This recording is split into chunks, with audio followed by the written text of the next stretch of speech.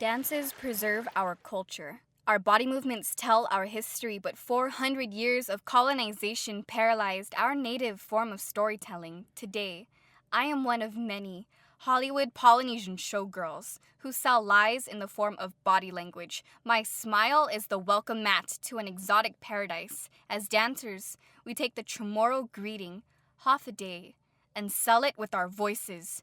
Half a day! We represent Guahan's women in a dance show that's only 12% indigenous, but the tourists don't know that. The audience listens to Polynesian melodies with Chamorro lyrics woven into them.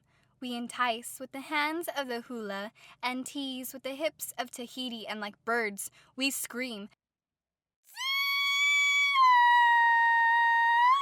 to make our show exciting, as if our native tongues weren't breathtaking enough. Our bodies are covered in foreign Teimanu feathers, while the leaves of our local coconut trees, our Trunka-Nidzuk, silently watch from their branches. The tourists cheer for us, for the moving postcards that stage imitations of culture. The crowd's applause drowns the truth. This is not Pacific custom. This is a show, sponsored by the suits who tied traditions to profit.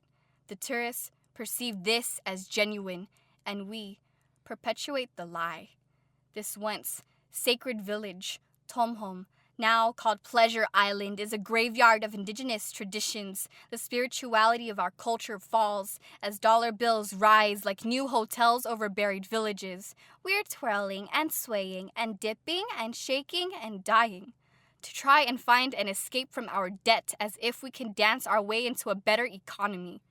Businessmen traded traditional Chamorro dances for their fake versions of Awana, Otea, and Firepoi. It's a shame that we have to exploit Pacific customs as we twist Hawaiian, Tahitian, Maori, and Chamorro image for profit. The revival of authentic dance should enrich the livelihood of the natives they belong to, not the pockets of businessmen who monopolize the ancient practices of Pacific people and control them like cheap commodities. Our dances have become more profitable than meaningful.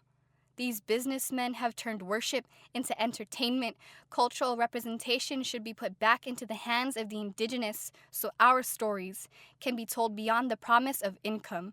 So our bodies become vessels of truth, and so our dances become bridges to our ancestors.